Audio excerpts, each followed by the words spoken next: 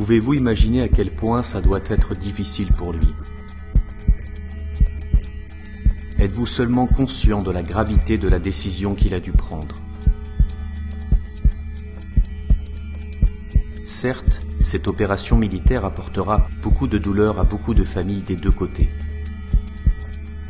Mais son succès évitera une douleur autrement plus grande.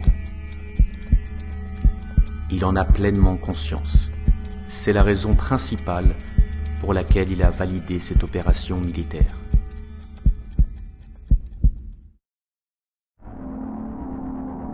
On le rend injustement responsable d'avoir déclenché une guerre, des morts parmi les civils et militaires.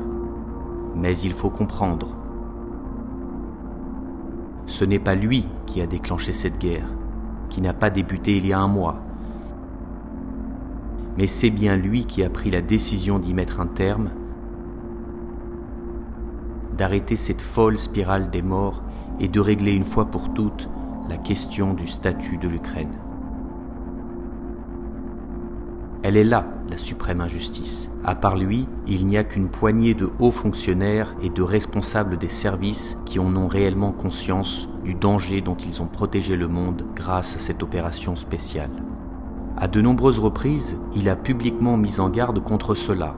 Il en a parlé dans ses discours aux peuples de Russie, d'Ukraine et même d'Allemagne. Mais les gens sont-ils capables de saisir et de se laisser pénétrer par ces mots, d'entendre les paroles d'un homme seul, alors que leur entourage, les médias et les réseaux sociaux sont inondés d'images de guerre spectaculaires et convaincantes? Il est tellement plus facile de le rendre responsable, lui, être humain en chair et en os, de tous les maux, sans essayer d'entrer dans le fond des choses.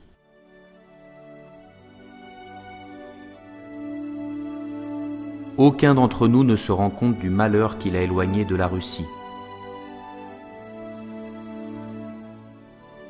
Parce que ce malheur ne se réalisera jamais. Les jours d'un futur passé, comme diraient les scénaristes occidentaux.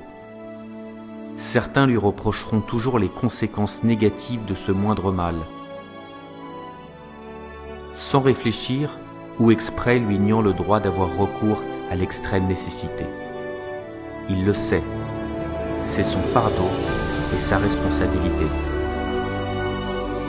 Il les a assumés pour la grandeur future de la Russie.